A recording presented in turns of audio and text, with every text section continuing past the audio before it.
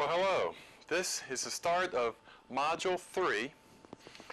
Module 3 is two-dimensional vectors. In this chapter, the main emphasis of this chapter is really to learn the trig functions, sine, cosine, and tangent. And this is a chapter that's really in preparation for Chapter 4. In fact, if we could assume that everybody knew how to handle trig functions and knew it well, we could essentially really just skip this chapter and just march right into Chapter 4. But just to make sure that everybody's together and we have a good understanding, we're going to go over Chapter 3, which is important. And this will, once you have a firm grasp of Chapter 3, you'll be able to really understand Chapter 4 a whole lot better. So, we're on page, it starts on page 71. Module 3 is entitled Two-Dimensional Vectors.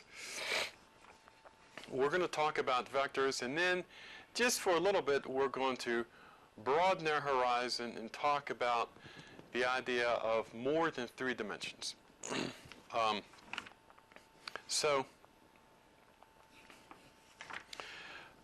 If you look on page, basically what we're going to be going over first are the basic trig functions, sine, cosine, and tangent.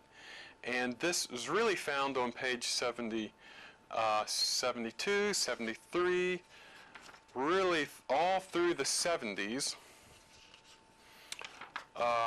and then into the 80, page 80, and finally 85, and so really what we're going to cover essentially right now takes us right through the entire chapter. And then what we'll do is, instead of working any of the example problems in the book, I think what we'll do, just to make time go well, is we're going to just go right to the practice problems at the very end, and we'll basically, for application, just work some of the practice problems at the end of the chapter. Okay. Well,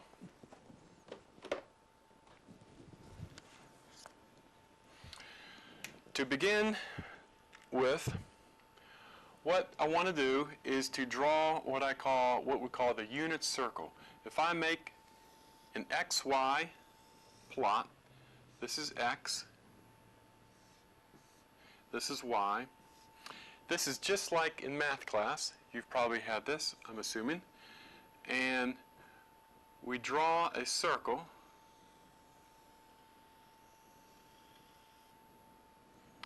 That's a pretty good circle. And now we're going to assume that the radius of this circle is R. R. Okay. This point here,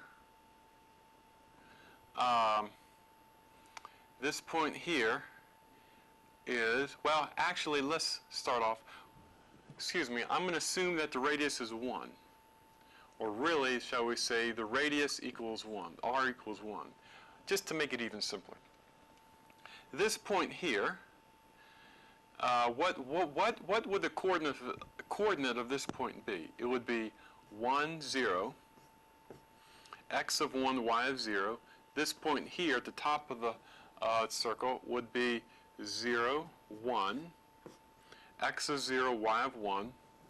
This point over here is x of minus 1, y of 0. And this point down at the bottom of the circle will be 0, minus 1. That is x is 0, y is minus 1. Okay. And you'll also remember from geometry, I hope, in algebra, that we'll call this is quadrant 1, and we'll call quadrant, that is, we can roughly break this into 4 quadrants. Quadrant 1, quadrant 2, quadrant 3, and quadrant 4. Okay. I'm hoping you have seen this before in previous math classes. If you haven't, that's okay. Okay, now we're going to define the three functions. If I say I have an angle, and here's this angle, and I'll put an angle theta right there, and I drop a perpendicular to this point right down to the x-axis, and that is a perpendicular. That's 90 degrees. Okay. Then by definition, okay, if now, well, let me back off.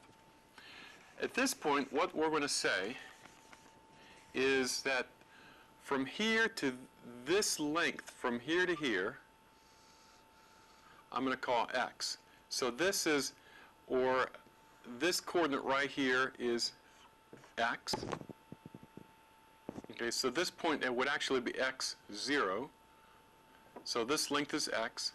And this length from here, this length here is y. So the coordinate of this point right here, the coordinate of this point right here would be x, y. Okay? It has an x value of what we'll just call x. I hope that's understandable. And a y value of simply y to that point there. Okay? So we would say that the cosine, and if we write it all out as cosine, but we just abbreviate it COS. Cosine, I'll write it down here. The cosine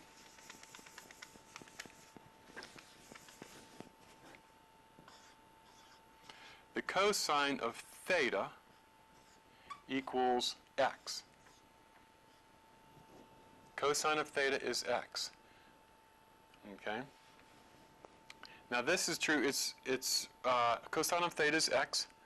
The sine, but we leave off the e. The sine of theta is y. The sine of theta is y, and we always put in a left parenthesis and a right parenthesis, and the theta angle goes in here. Tangent, which you spell T-A-N-G-E-N-T, tangent, but we abbreviate it tan. Tangent of theta, of this theta, is defined as y over x.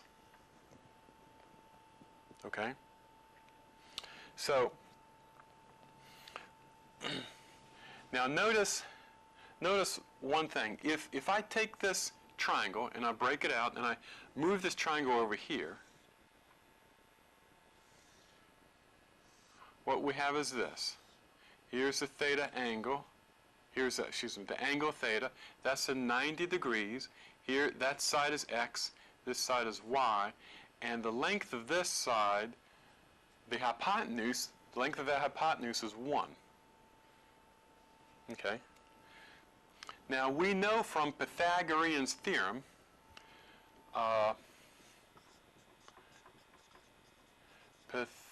Pythagorean, did I spell that right?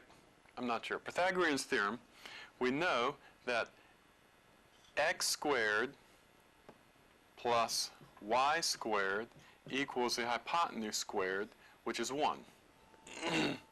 Okay? So, since x squared since x is cosine of 1, we can also say that that we can actually rewrite this, that the cosine of theta, and we square that, we can write it this way, quantity squared, or what we say is cosine of theta, and we square it right there. We squared plus the sine of theta squared equals 1. And you'll see this in textbooks quite often. Cosine squared of theta plus sine squared of theta equals 1. Okay. Now all of this is true where we have a radius of 1. In general, however, what I'm going to do is I'm going to rewrite this, not to confuse you, I hope, but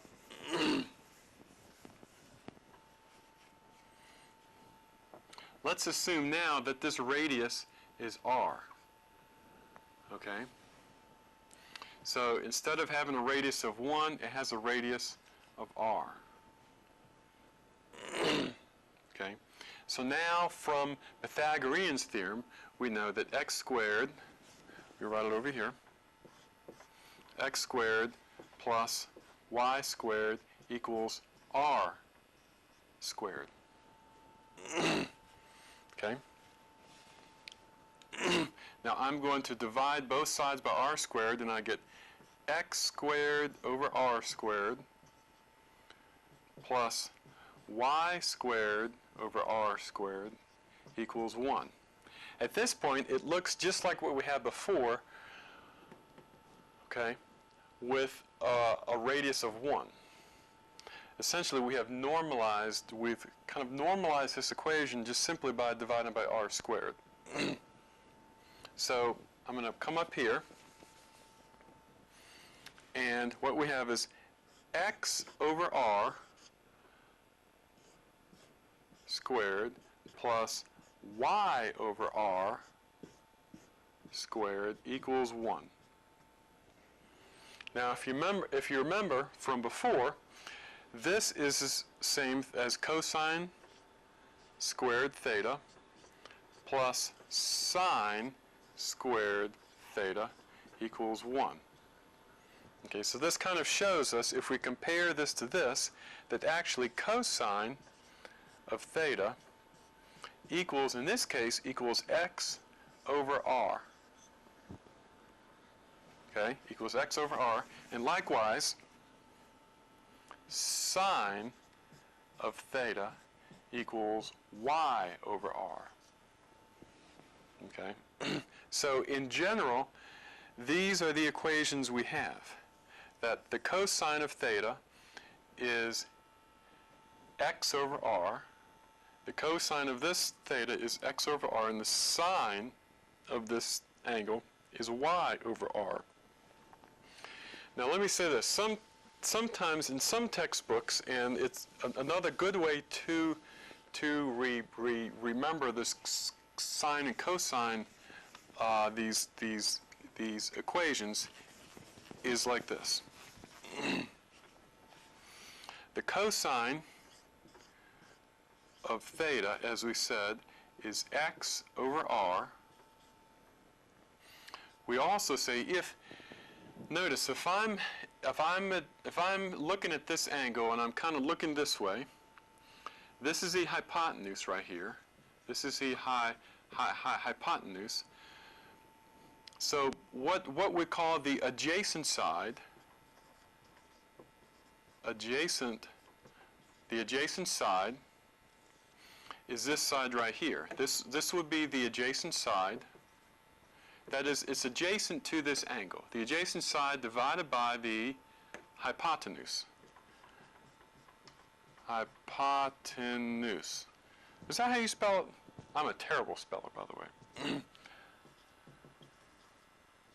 So, the cosine of the angle is x over r, but it's also, we can say, if I want the cosine of this angle, it's the adjacent side, this closest side, divided by the hypotenuse. Likewise, we can also say that the sine of the angle is y over r. And we can also say, if I'm at this angle here, the opposite side, what's called the opposite side, is the side that's opposite this angle. That is, if I'm at this angle, I point to the side that's opposite. That's right over there. That's called the opposite side. So the sine is the opposite side divided by the hypotenuse. So you'll notice that for both sine and cosine, what's in the denominator is always the hypotenuse. Okay, so hopefully that's clear. It's easy to understand. Okay.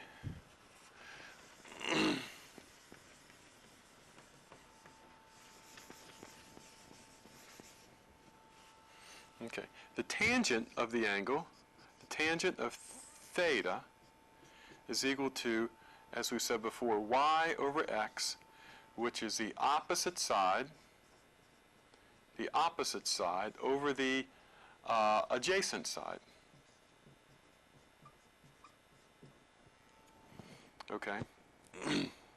Notice we can also say, for those of you who can kind of see this, and is easy to see, that actually this is also, tangent is also equal to the sine of theta over the cosine of theta. And this is easy to see if we just put in the definition. Sine is simply y divided by r. Cosine is x divided by r. The r's cancel out, and we're left with y over x. Okay, so tangent of the angle is also equal to the sine of the angle divided by the cosine of the angle. Okay, now, let me, not to confuse you too much, but let me just go over something. Something a little bit that it may be obvious. Suppose this is the angle theta. Suppose I talk about this angle alpha. Now notice that because the three sides of the triangle all add up to 180 degrees, you remember that from geometry, that these two, since that's 90 degrees there, these alpha plus theta, theta plus alpha must equal to 90 degrees. Okay? Well, one thing we can do is we can say this.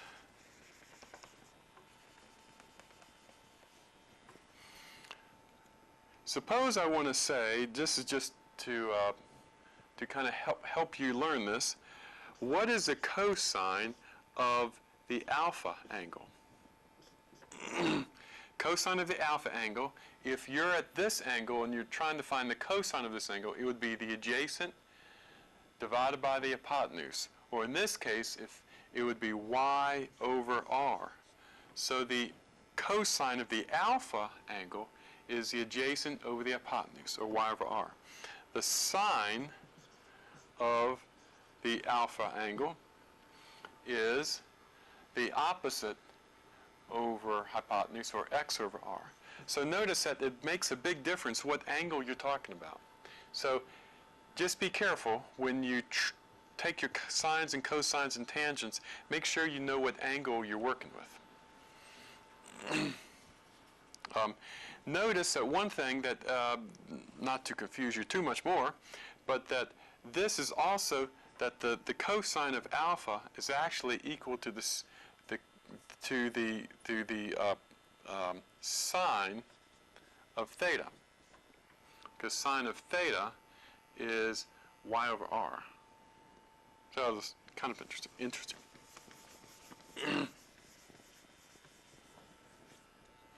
Okay, now let's go over just a few little examples with your calculator. You should have a scientific calculator, kind of like this very old one right here from Radio Shack. Now, a key thing is this. When you start doing sines and cosines and tangents on your calculator, most calculators, you can put angles in three types of measurements. We have degrees. Like in my calculator, I have degrees, I have radians, and I have another thing called gradients. okay? We're not going to worry about the angle as registered in what's called gradients. We're not going to worry about that. But we will worry about degrees and radians. Now, hopefully you know what a radian is. If you don't, I'm going to go over it right now. How many degrees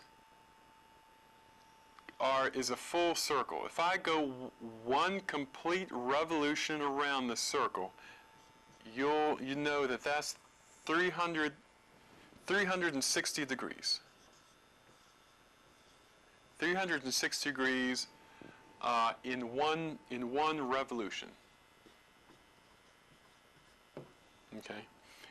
In radians, the same angle, if I call this angle, if I say this angle theta is this angle of one complete revolution, in radians it would be 2 pi. 2 pi radians, or 2 times pi. We just say 2 pi, 2 pi radians. So, and we're going to go over this a little bit more, but in order to, so basically, well, let me see.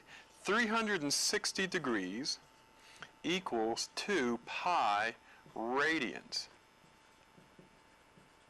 Or we can say that if we divide by 2, 180 degrees equals pi radians. Okay? So as an example, suppose I had 30 degrees, and I wanted to convert that to X number of radians. How would I do it?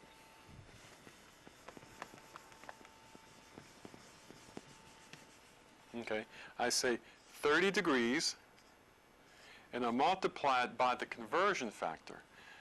There's 360, if you get confused, just remember about the circle. 360 degrees is equal to 2 pi radians. I'll just abbreviate it, RAD. Notice that the degrees cancel out. And then I just take my calculator.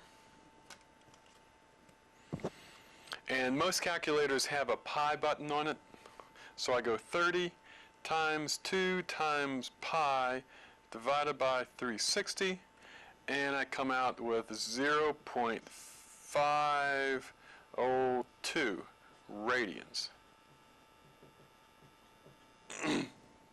Okay, so 30 degrees would be the same thing as 0.52 radians.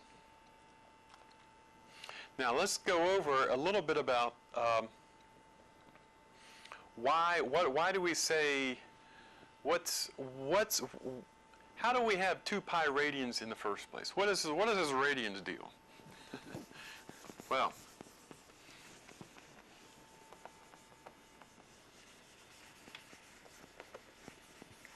suppose you had a circle here, like we do here, and you want to get the circumference. What is the circumference around this circle? You know that the circumference, that is the distance all the way around the circle, the circumference of the circle is 2 pi r. 2 pi r. So, now in physics, we haven't talked about this yet, but there's a formula in physics, and I'm kind of introducing this quite early, but it would be good for you to kind of get this into your head. So there's a formula in mathematics, but it's used quite a lot in physics, and it goes like this. S equals R theta. S equal R theta. It's a very good one to memorize. And what does it mean? It means this, that suppose I have a radius, and this is a radius, and I take that radius and I swing it around a certain angle. That theta right there is kind of a small angle in this case.